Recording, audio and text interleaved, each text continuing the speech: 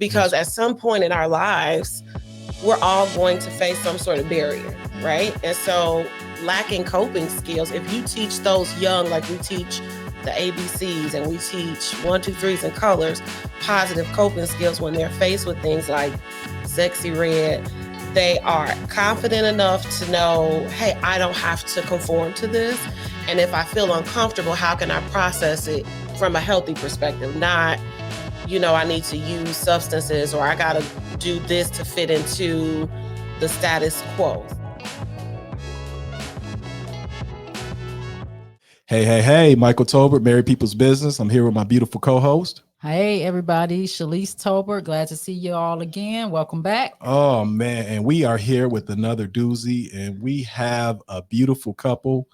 They are everything. They check all the boxes. They're just community advocates, community organizers, friends, spiritual guidance. They just do it all. So We're here with the Dumases, Ellis and Gervais Dumas. Welcome. Hey guys. Man, we are so happy that you guys decided to do this podcast with us. And what is the topic of the podcast, Ms. Tolbert? So today, because, they are such great people, we are talking about how to raise good kids in a bad world. So, man, go ahead. I couldn't have thought of a better couple because you guys have 4 kids and it's a mix of ages. It is. Yes. So, a mix. They got 1 boy and 3 girls. It's like a dice game up in the. It's like a dice game in the Dumas household, man. It's just like, what? Oh man, that's 4, man. That's 4. That's 4. One show from a starting 5, Oh man. So one of the things, the reason we wanted to do this podcast is because, first of all, you guys are such a beautiful couple and you have raised some exemplary kids that are doing some wonderful things, which we're going to get into in the show. But, one of the things Shalise and I talk about all the time is there really is a epidemic going on, particularly in our community, with imagery and how images are bombarding our kids and our schools and the rap lyrics and sexy red, man, I almost passed out. That's when I knew I was officially getting old, when I heard a sexy red song and she said her thing is pink and her booty is brown. And I said, oh my Lord. I said, Lord have mercy. What is going on here? That was the old man. And it almost, Lord have mercy. Lord have mercy. It almost, country man. Lord have mercy. It almost made me fall over. And then what made me think is I said, man, if I had that reaction, then what reaction are kids having when they hear this? Is it making them better kids? Is it making them worse kids? And the only thing we had to worry about was NWA when we was growing up, but now these kids have Glorilla, they got Sexy Red, they got what else they got? They got Lil Doc or Lil Bootsy or who? I don't know. I don't know half these. Baby. They got them all. Yeah. They got a nice variety. Yeah. So we wanted to talk to people that are in the field, that are raising kids, and how are you navigating these treacherous waters and raising good kids? Because your kids are good. 1 boy, 3 girls, and they all are like the perfect kids. So we wanted to make sure we talk to you guys about that. Yeah. So first though, let me talk about a little bit of background. Okay. So people know we just not just putting up people. Like, we putting up some experts. They not only got the babies, but they got the degrees behind the name. Right. I got to give the credentials. So first, credential them up, baby. Credential them up. Credential them up. Look, wait. I got to use my phone because I left the iPad, and so now I'm with the contact that work close and the one that work far away. So Lord. I'm gonna start with my soror. Yes. Gervais Dumas is the clinical director of Pinnacle Treatment Centers. I am. She has a bachelor's degree in psychology from Indiana University and a master's of social work from Loyola University. Yes. So as a clinical director with extensive background, experience in social work and counseling, you coordinate comprehensive mental health services to ensure the delivery of high quality care and support to individuals and communities. I can do a commercial. You could. That is a commercial. I got it by commercial. Can we keep that You can. We can do that. But the other thing that I'd like to, emphasize, because we as Deltas also serve the community. We do. It's who we are. Absolutely. She is the Community Service Chair and corresponding secretary of Jack and Jill of America, the Gary, Northwest Indiana chapter. And just a little bit, for those of you who all don't know about Jack and Jill, it is Jack and Jill of America is a leadership organization formed during the Great Depression. African-American mothers founded it in 1938 with the intention of bringing kids together in a social and cultural setting. And it's headquartered in DC, but we'll have Gervais talk about that a little bit more with both of them. But I had to credential my soror up. Of course. And Well, what club is she? that. What club is she? Trey Club. Trey Club, baby. Trey All Club. day. No play club. That's what we do. That's what we do. Trey Club. Y'all, trays. We had a guest on before that was a tray. It's club. something Yeah. about those trays. It They just I was do in it. Trey Club too. Oh, You was all the clubs. No, I was all the clubs. Well, as I said before in the past, the tray is a multiple of the 6. So, We'll let you have it. Okay. Yeah. All right. So let me introduce my brother and my confidant, Ellis Dumas. Now, this brother is a special brother. He has his degree, his BA from Indiana University. He was 20 under 40, Northwest Indiana Times, I believe is the newspaper article. And he also has a master's degree from Indiana Wesleyan University. He served as the regional manager for Region 1 of the Indiana Department of Child Services. He currently serves as the chief of staff for our great city of Gary, Indiana. And this is one of the most important credentials that I want to make sure I highlight. That brother was Pappy of the Year. He was Pappy of the Year, man. He got the Cliff Huxtable. He got the Cliff Huxtable Award from Jack and Jill. No, I'm just joking. I'm gonna put some respect on that brother's name. He got the Father of the Year award, Jack and Jill local Indiana chapter, and that's just a phenomenal award. And it should be highlighted more because of the things that we have going on in the Black community, particularly with dads missing in the home. So I want to make sure that I put some respect on that award, brother. You deserve it. Appreciate it. And that's why we wanted you guys on, because you're credentialed, you do everything, you check all the boxes, and let's just get into it. Absolutely. I think we forgot he's a member of.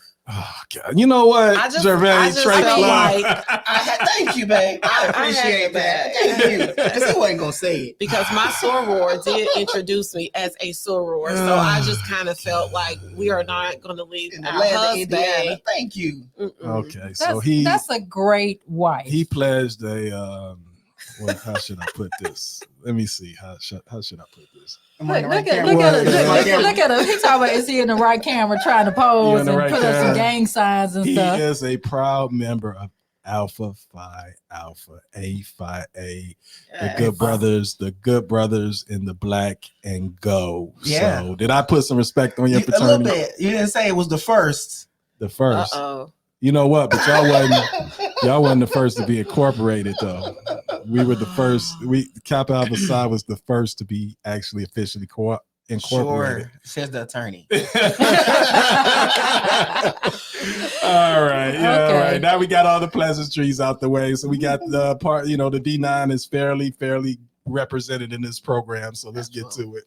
All right. So, I gave a little bit of background about Jack and Jill, but I'm going to let you all come in and tell us, how you got involved, why you got involved, and just explain to us, what Jack and Jill is doing right now and why you were attracted to it. So I guess I'll take the lead on that. Yeah. So Jack and Jill of America, as you said, it's an organization where the mothers are the actual members. And our goal is to just assure that children within our own community have the best experiences and opportunities that sometimes, again, people in our communities don't have access to.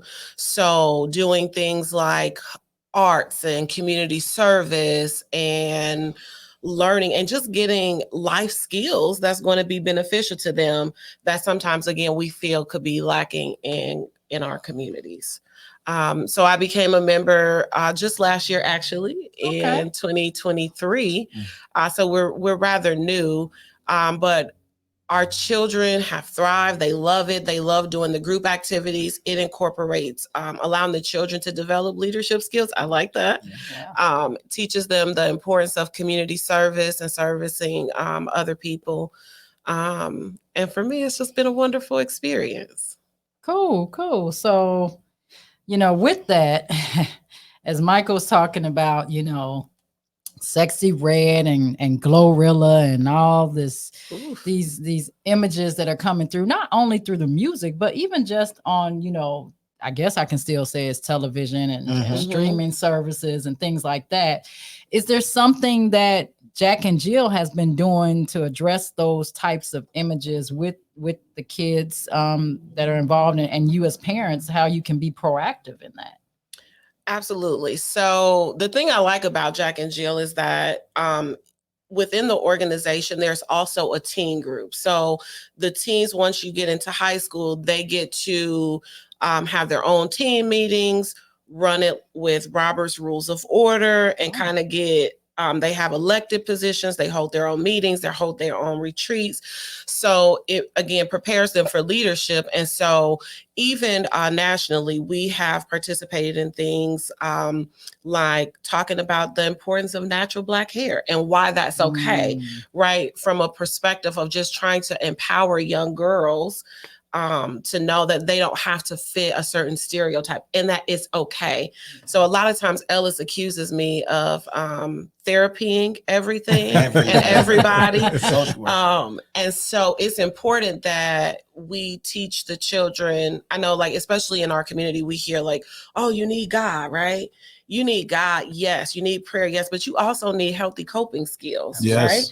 Because at some point in our lives, we're all going to face some sort of barrier, right? And so lacking coping skills, if you teach those young, like we teach the ABCs and we teach 1, 2, 3s and colors, positive coping skills when they're faced with things like Sexy Red, they are confident enough to know, hey, I don't have to conform to this.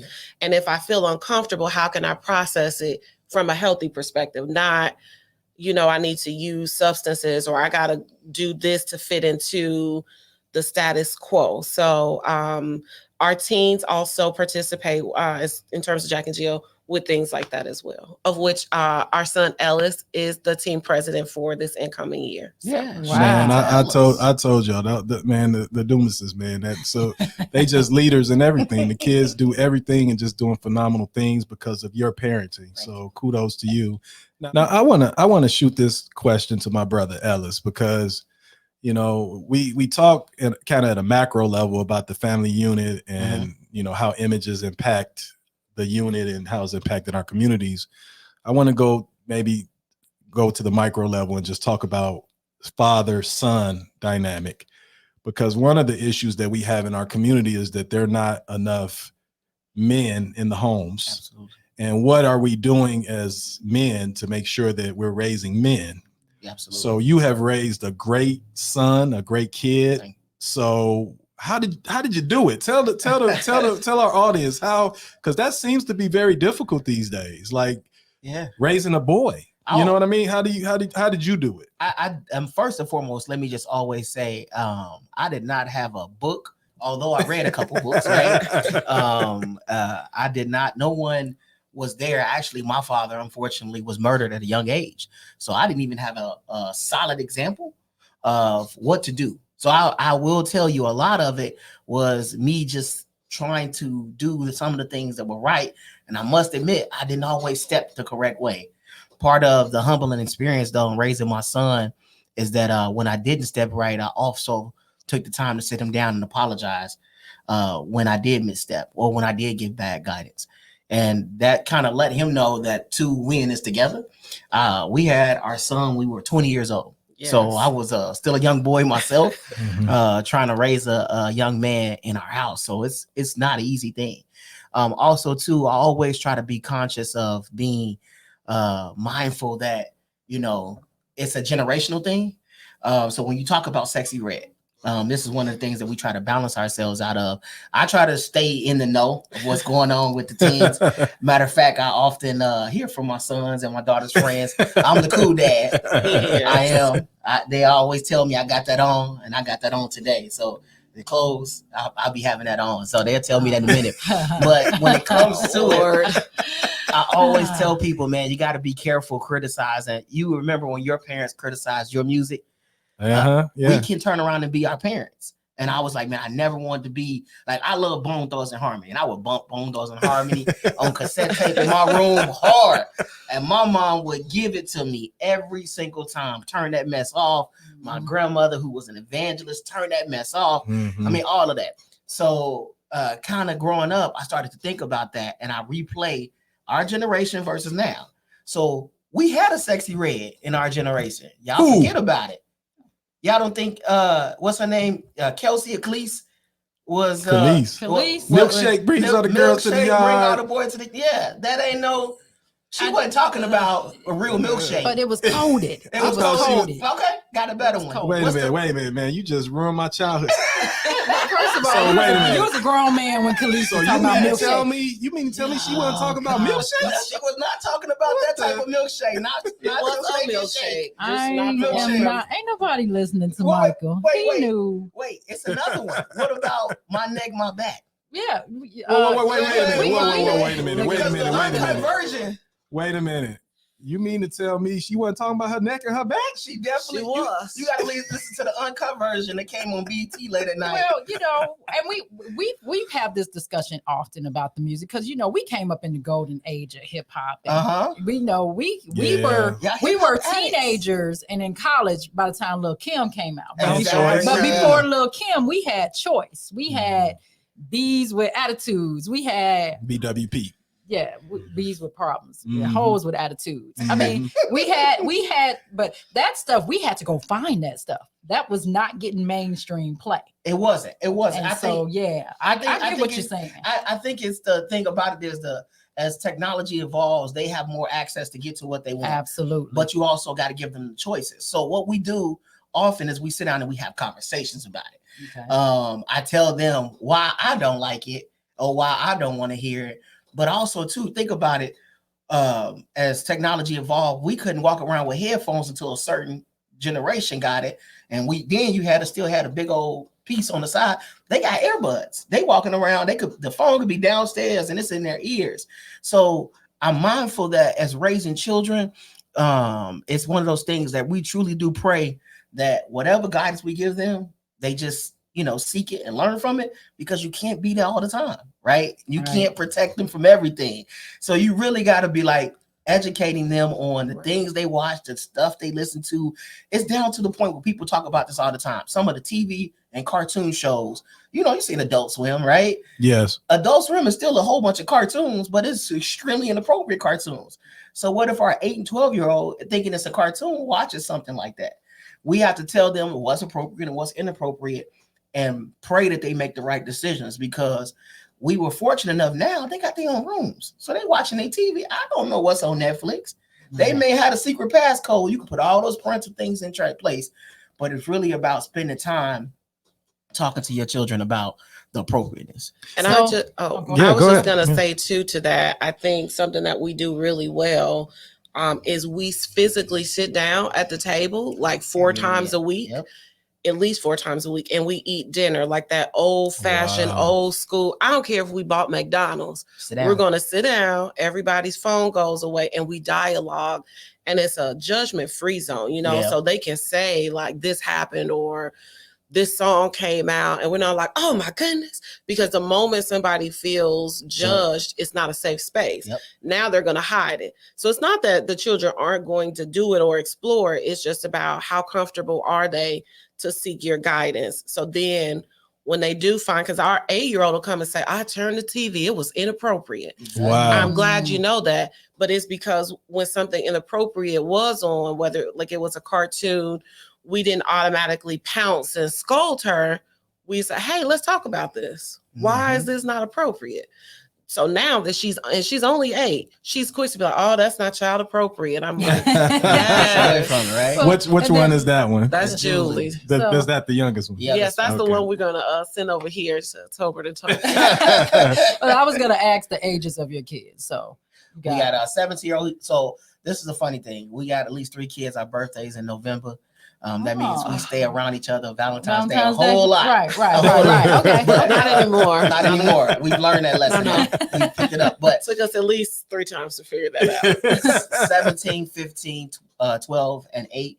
The 17 and 15 and 12-year-old all about to be 13, 16, and 18. So it kind of is intergenerational, even in your house. Absolutely. Yes. Because and the fact that you say the 8-year-old is like, okay, this isn't child appropriate. Yes. You know, that is a great testament to the communication that you all have. And then up to this point too, a lot of what we were learning has been a village.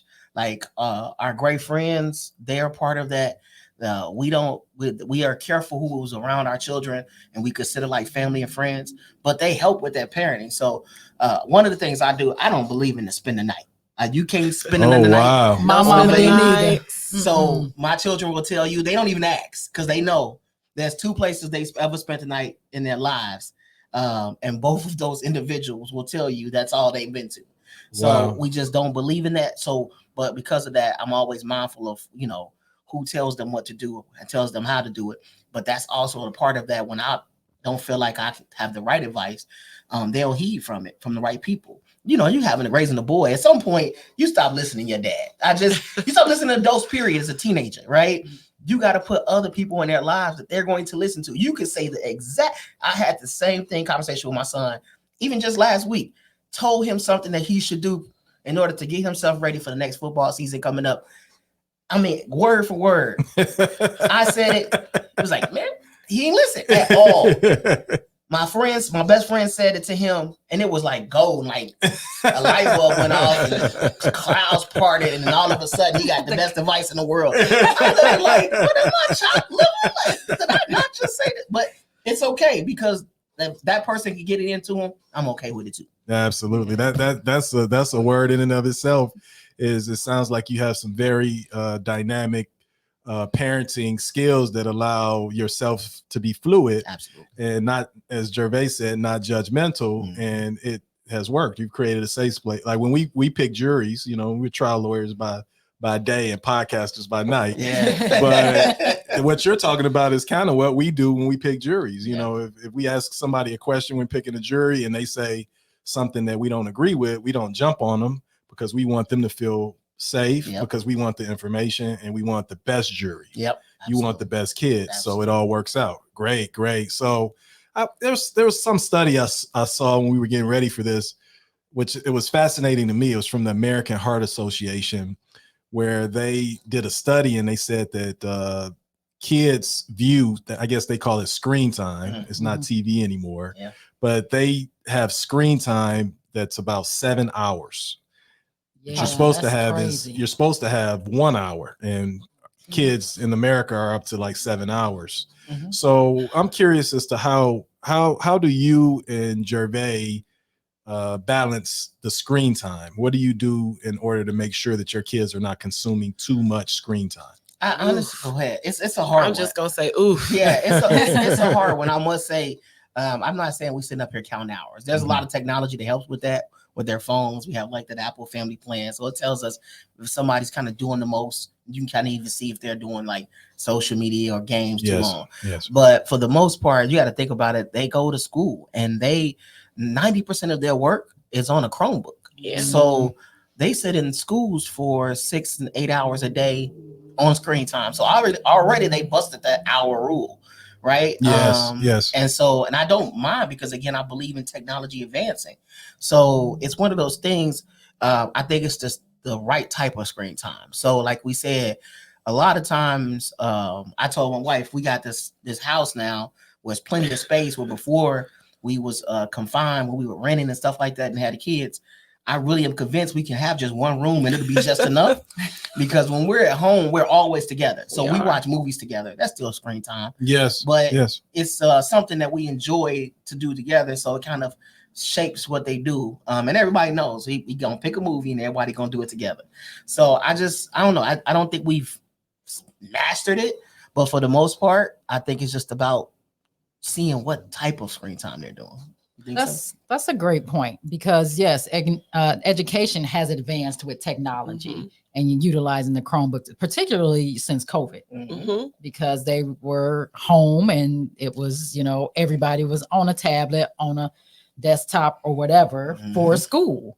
So yeah, I think that, you know, those types of studies, when you're finding that type of deal, I think it goes to what you're saying, Ellis, about what type of screen time. And I think Gervais made a good point too about your dinners where nobody's got the phones there. It's, hey, we're just talking with each other. So that kind of helps.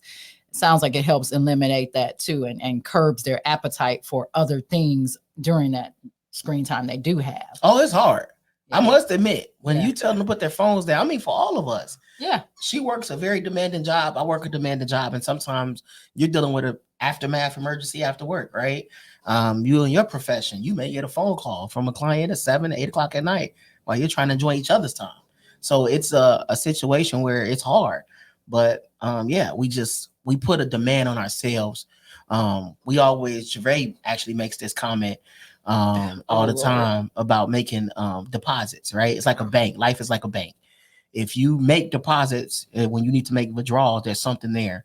So if the times where, I can't do that, we can't make that dinner.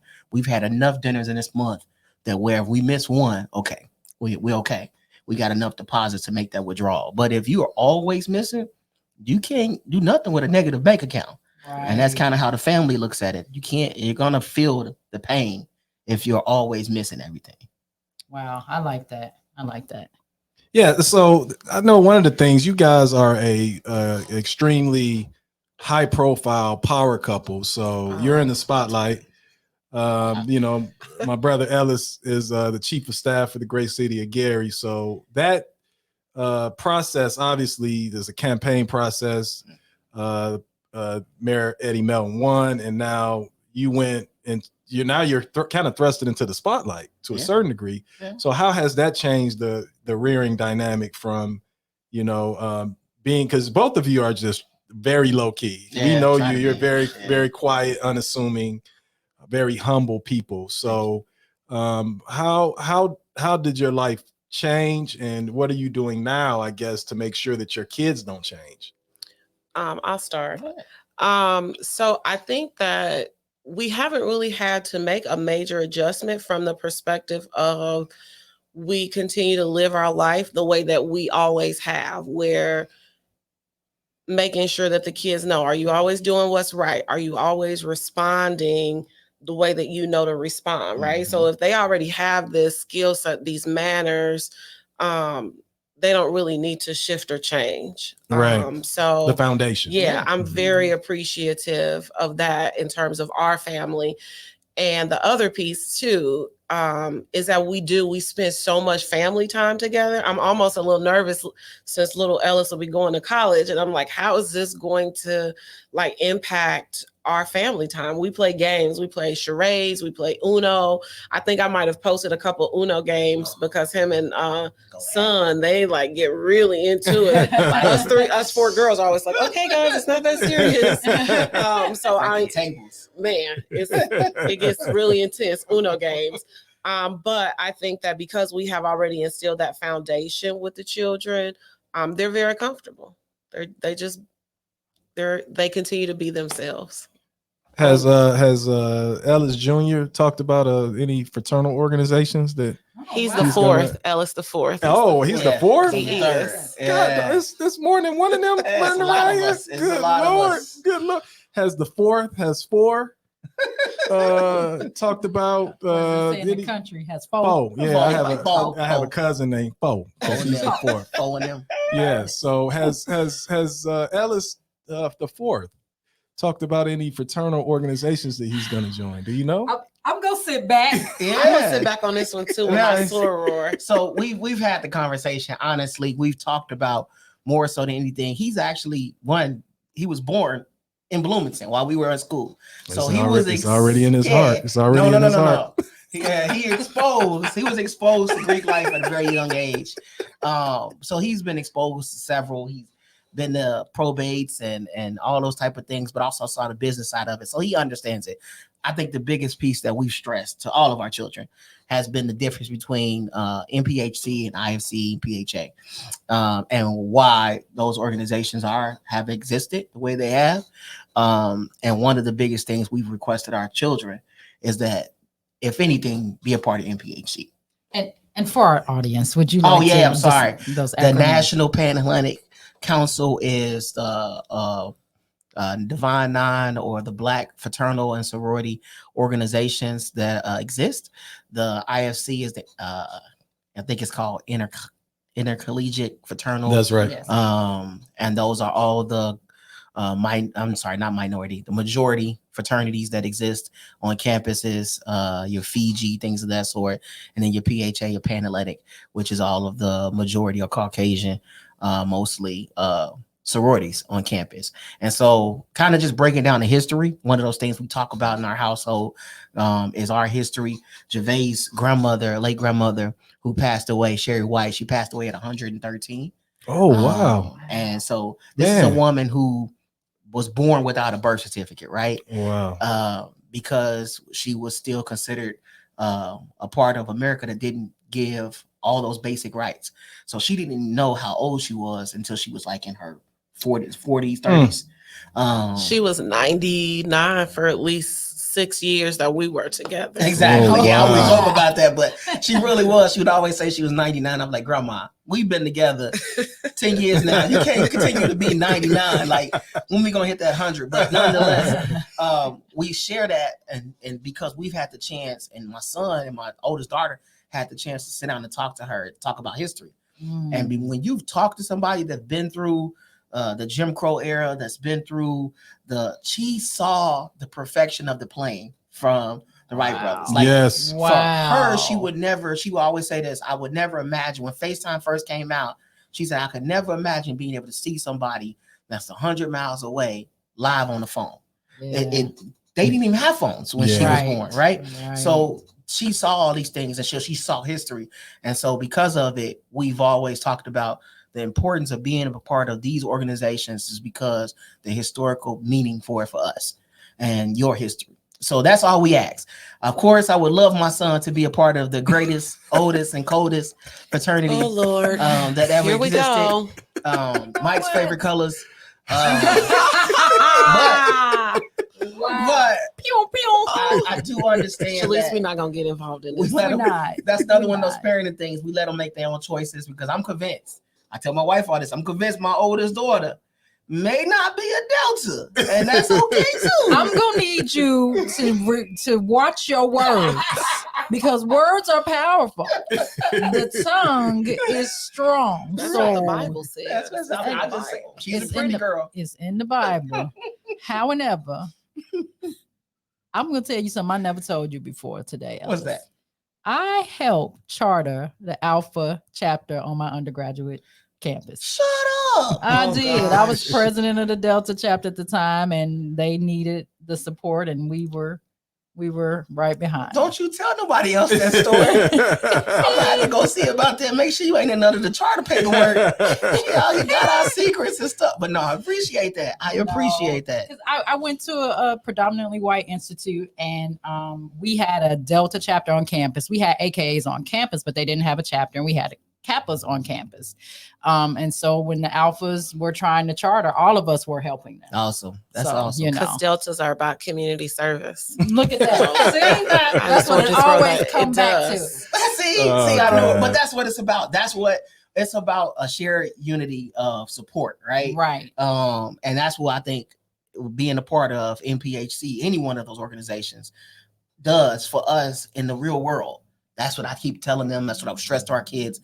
Look, it is what it is. Be a part of it if you're going to do it. But if you choose not to either, that's cool too. And I think one of the most important things you said about that is you allow your kids to make their own decision. Absolutely. And you raise independent mind kids. Absolutely. And that voice is always going to be in the back of their heads of make the right decision.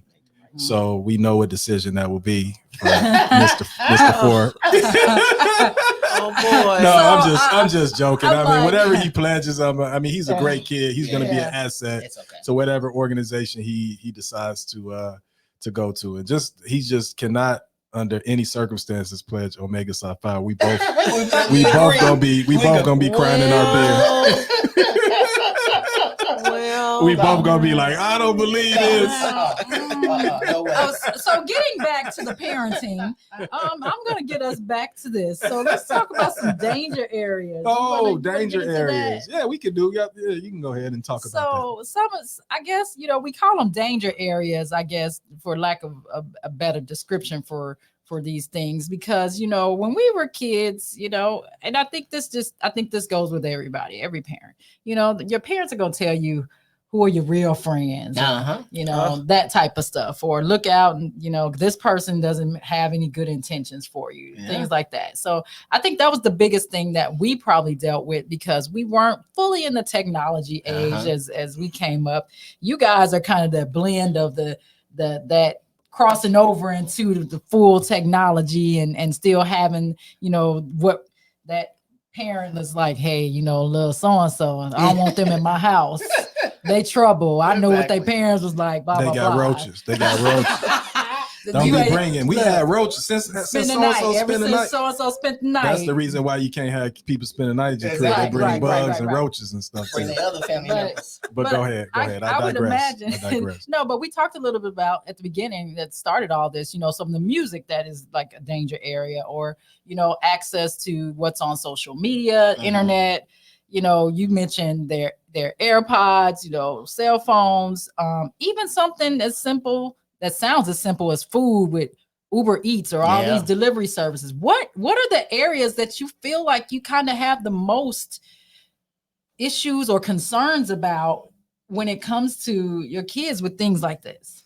I mean, friends are going to always be that piece. And I think that's what making sure, again, you're making the right decision. What's more important, right? Take it from somebody who's been down this road type of deal.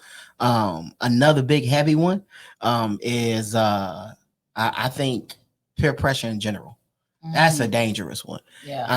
We are dealing in a crazy society of different drugs. Don't get me wrong.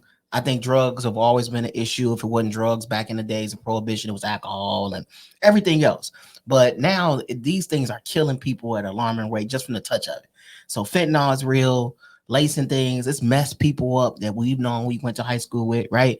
So peer pressure is the biggest thing, making sure you're not worried about it. Because also, too, I know there's going to come a place in life, there's going to be some things that you have to learn the hard way. That's just life. And so how do you make sure that it's not that thing that costs you your life? So I think that's the scariest one that I always run into. I talk to at least my son from a one-on-one standpoint, and my daughter, like, look, drugs is just something crazy. You don't know who's manufactured what, who's put something in, don't like you, all of those things. And so, look, man, don't fall victim to it. Don't let it cost you your life. Don't let us get that phone call. It's not worth it. It's alcohol. Hey, man, they're teenagers. They're going to go to parties. Yes. Even if you think they don't, they going to go. So part of our conversation is we put those things in place, like I call them safeguards. Look, if you go to a party, somehow, some way, you made a decision to drink. Cool. I get it. I don't like it, but I get it. I don't care how bad the situation is. You scared to call us. I'll come get you. We'll deal with whatever the aftermath is, but don't let that next decision that you make cost you your life because you decided to drink and drive, right? Or you decided to smoke, and yet here it is, you hide behind the wheel and you do something stupid, and now it's messed up your whole life. So I say, hey man, I don't care if you don't. Man, I took a drink. I don't know what's going on. I feel wounded. I will come get you wherever you are, me or your mother. I'm not even gonna bother you that night. Let's talk through that. Let's have that conversation. That's a tough conversation, but that's all good. But I appreciate the fact that you made the decision and thought enough to say, okay, I'm not going to let this cost us anything else. Or, hey, I roll with a friend. We got to an event. I'm not feeling it here. I'm on my way. Say less. I'm not questioning how y'all got there, why y'all got there. We'll deal with all of that. Should you want to talk about it, let's get through the details. But if not, all I know is you made the decision to say, hey, come get me. Or you too far away, I'll send you money for Uber. That's fine. Let's get you out of that situation. So those are things that I think I try to play those scenarios. And because of where I used to work for Department of Child Service. I've seen those scenarios play over time and time again. Another big one that I had a conversation with my son and my daughter about, social media is a huge trap right now. for all these kids, and they see all these challenges, TikTok challenges, and all that type of stuff. Yeah. And they want to try them. And so at one point when Snapchat had first got big, Snapchat was like the bane of my existence when I was working. I mean, like I hated it. But kids thought that it disappeared forever. And nothing disappears forever when it hits the internet. That's right. So there was a challenge of going around with teenagers and young people were taking nude pictures and sending them out, right? And the problem with that is when you send a nude pic out and you underage, it's the World Wide Web. Yes. So now you just committed child pornography federally. Oh, so God. You can't even call the local police. We have to have Homeland Security and FBI showing up these people's doors, these parents, these good working parents' doors to tell them, hey, your kid's body parts are all over the World Wide Web. Wow. How do we deal with that? And so I explained that scenario to our kids to get them to realize FBI show up on my door, we're gonna have more than just a problem. Right? It's gonna be something serious. But think about what they have to deal with for the next 3 to 4 years of their life. Right. For high school, they have to go to court, they have to explain the situation, they got to do classes because they just made one decision to try to keep up with a challenge to be in the cool club. Register as a sex offender. That registers sex offender, right? And now they can't get a job. And so or they can't go certain places, they can't even participate in school activities because of that decision. So I've been blessed. I feel like it's a blessing to be able to see that firsthand, explain it to our kids, not to scare them, say, hey, this is the reality of that decision. Don't fall trap. And that's helped us a lot. Well, there are two areas that I want to cover before we cut you guys loose because you have been tremendous. I knew this interview would be jam-packed with knowledge, but last two areas are activities. So, but you've raised such phenomenal kids. So I'm curious as to whether you could share with us or our audience the activity schedule. Like, what did you do? What extracurricular activities did you put them in to allow them to be as structured as they are? And then the last topic that I'll let because I want you guys to talk about those t-shirts y'all got. So the last topic I want to talk about is how do you incorporate spirituality in rearing your kids? Because you guys are spiritually focused. Absolutely. And your kids appear to be spiritually focused. So how did you introduce spirituality into the concept of parenting? At what age, and how did you go about doing it without beating them with holy water? Absolutely. So if you can deal with the curriculum first. So extracurricular activities, that's my department or my management area in the family. The children are involved in everything. So from chess club to sports to band, one of the things that we try to instill in the kids, or we do, try it out. You don't know if you like something until you try it. And so Ellis has this rule. I'm a little softer on this, but if you say you're going to try it, he makes you finish it, even if you hate it. So I can recall our 15-year-old, she was like in third grade. She was like, I want to do band. I want to do band. And I was like, do you really want to do band? And he's like, nope, let her try it. And like maybe 3 weeks in, she was like, I hate this. This is not me. And I was going to let her quit because I knew it was like painful for her. Else was like, nah, you got to finish it out. And so like now we have like her little recorder concert. She still goes like, oh my God. So I think for us, just kind of promoting the idea, try things out. So they have tried everything from chess club to swim club to science club, sports.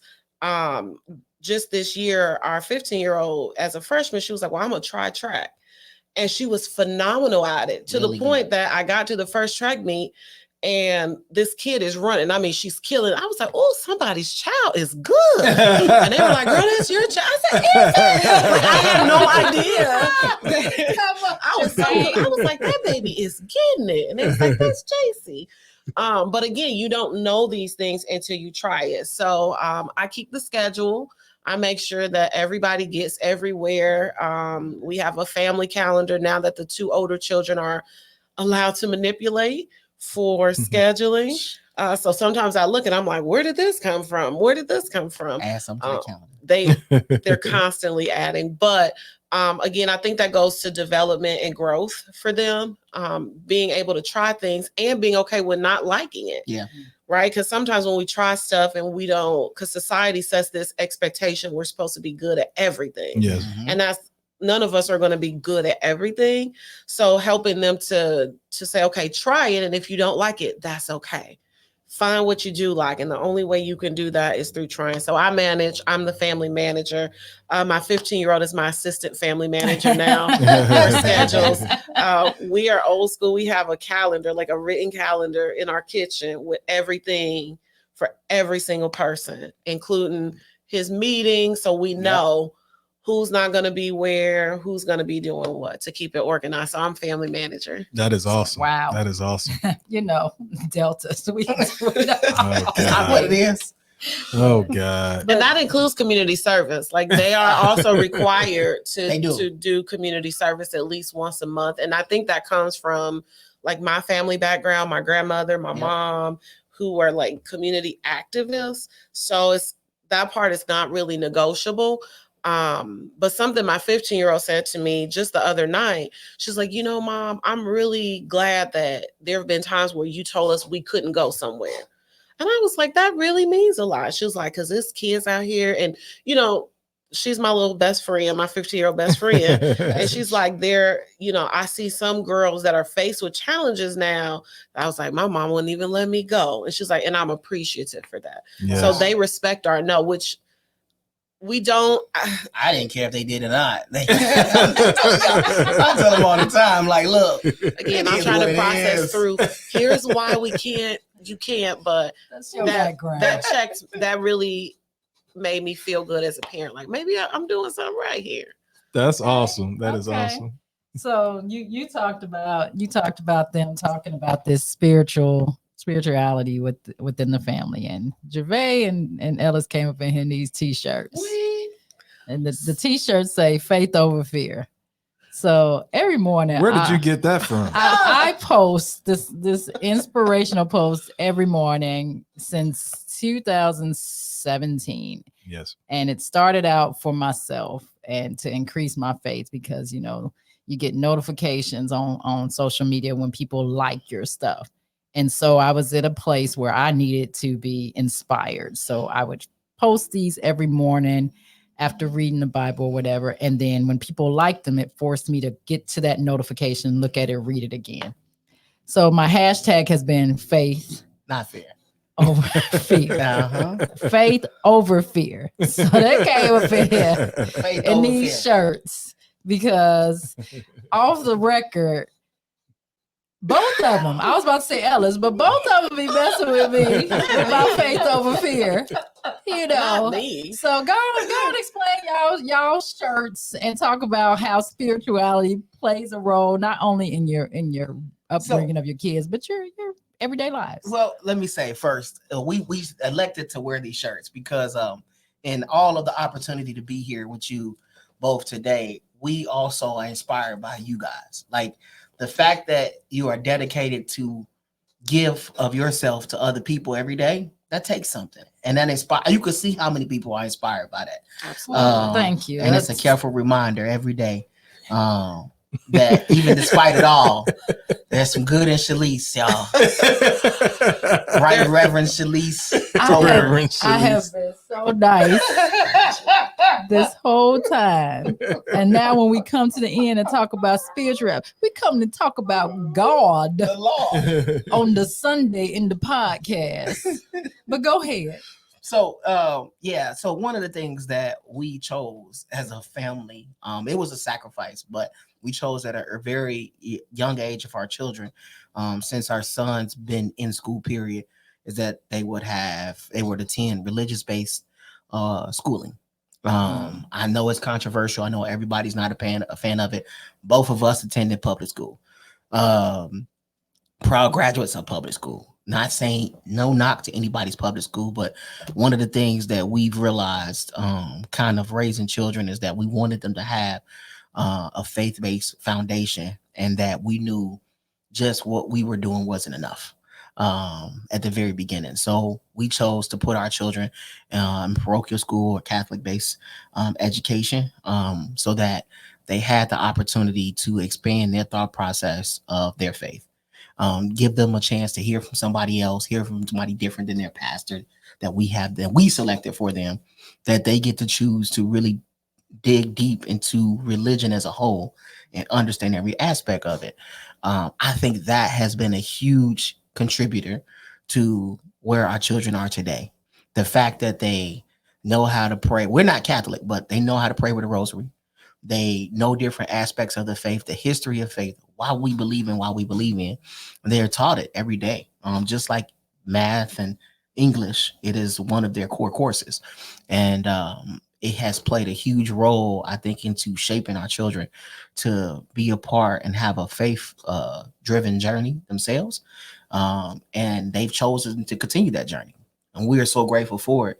I think had we not, I couldn't say what will happen. I'm not saying that anybody in public schools or charter schools don't have the same ability to have that relationship just as strong. But for us, it's really played a huge part in their success and the way we would see for them to be focused on it. You can have all the circle in the world, but again, you can't be with them all the time, right? Yes. And that's the piece, is that we knew attending these schools, they would have the opportunity. We, being people of faith, we believe in the scripture wholeheartedly. And God says if he be lifted up, he'll draw men to them. Our children are men and women. They will be drawn. So we just believe that if his word was constantly following every day, that he would draw them in, and that would help. And it's helped. Our son has preached several sermons. Man, I'm beyond amazed because he has some of the best words and spiritual breakdown of the word, of the context, that I've never heard before. My daughter praise dances, and these are things that they chose to take off and go with. And for nothing else, I think it helps them make those good decisions too, right? Because they no longer are doing it for us or for them.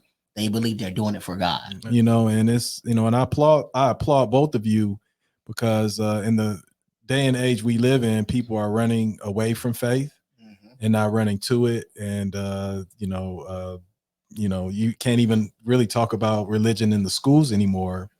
And no matter what side of the aisle, Republican, Democrat, you fall on, to me, it's not a surprise that our school systems are headed in the direction that they're headed in, because of some of the things that are being taken out of the schools, particularly religion. So absolutely. I applaud you for standing on faith, and faith, not fear. Faith over fear. Faith over fear. So we're at the end. We're at the end of the podcast, right? Yes, we are. This is so fun. Yeah, man. Yeah. We appreciate you guys doing this. This turned out to be a great podcast, and we knew it would. We knew you would give us a lot of great information. And this is the time for you to kind of leave us, our audience, listeners and viewers, with tips, books, resources that you would like, particularly from Jack and Jill angle, that you would think would help our audience in their journey to raising great kids like your own. I think it is just, at the end of the day, I think it is about seeking out what resources are in your community, because it's not just Jack and Jill, right? So yes. You have, again, the women of Delta Sigma Theta Sorority Incorporated. You have the women of Sigma Gamma Rho who do a lot with youth. It's not just one organization. I just think that we have to be willing to seek those organizations out and what they have to offer. But also, as parents, we got to be willing to allow our children to do things, because, we are in that generation where it's like, oh, don't tell my child to do this, or you can't tell my child what to do. You have to be willing to allow your child to be invested in by other people. So. Amen. Mr. Dumas, would you like to close us out? So a couple that I did pull up that I have in my kind of collection. Some of them mentors gave me, some, I've just picked up on along the way. One of my favorite ones I read, huge fan of T.D. Jakes, has always been, and he has this book called Loose That Man and Let Him Go. Okay. It really just breaks down, it celebrates a Black man as a whole. A part of, I think, if you're going to pour into any man, whether it's a mentee or your son, you have to first be confident in who you are as a person. So I really love that book. Dear Father, Dear Son, talks about a relationship. And then the other one was Black Father. I'm sorry. Yeah, it's called Black Fathers Calling for Healing. And it's really getting to the in-depth of as men healing us and also healing that relationship. I think that book taught me what I talked about earlier with my son, being able to apologize and be vulnerable when you don't get it right, man. Like, they want to know that they know, first of all, they know you're guessing at this. You wing it in sometimes. And so they want to know when you get it right, you don't get it right, that you're willing to admit to that. It also teaches them to admit to it. So those are a couple of books that I've read. The other big thing, like we said earlier, I always feel comfortable with having a village that you can bounce stuff off of. I get advice from a lot of great people. Yourself, Mr. Tober, is one of those people that I will call for advice.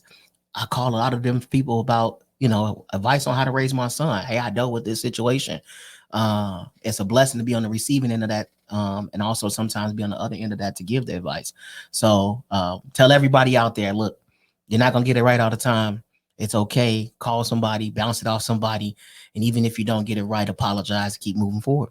That is just awesome. I'm gonna leave one more thing. Yeah. Don't be afraid to get therapy. I feel like in our community, like we separate, like, oh, just go to church, right? It's okay to go to church and see a therapist to process through those things. I really, really want to push that, because I think if we can work through and process through some of the traumas that we tend to experience in our communities, as well as learn some healthy coping skills, because we're all going to need them, that we come out better as a whole, not just as individuals. So do you have some recommendations in terms of places to go? I know Edgewater is a huge outlet in the Gary community. Are there other places? So there is Edgewater and Gary. If you're in the south part of the county, there's regional. If it's substance abuse related, there's Pinnacle Treatment Centers, which is where I work. Crown Point has Crown Counseling and Infinity Counseling. Infinity Counseling is Black owned. Yeah, so it just depends on what you're looking for, because everybody isn't going to need the same type of therapist. Or they could reach out to me, and I'm always willing to be a guide to help you find what you need that's most appropriate. That is great. Wow. That is awesome. I've definitely enjoyed this. Thank you all again for coming on, sharing your wisdom, having a good time. And, as always, my co-host, always the fun guy to work with. Oh, of course. We had a great time. Thank you very much. Married People's Business. If you like this platform and you like the information that was provided, we want to keep giving it to you. So make sure you like, make sure you share, make sure you subscribe. You know what? I'm gonna keep that in, because I want people to know I'm human. Right? Natural. This is the natural. So just make sure you hit that subscribe button, and make sure you share this content. And we really appreciate you tuning in. God bless, and see you next time.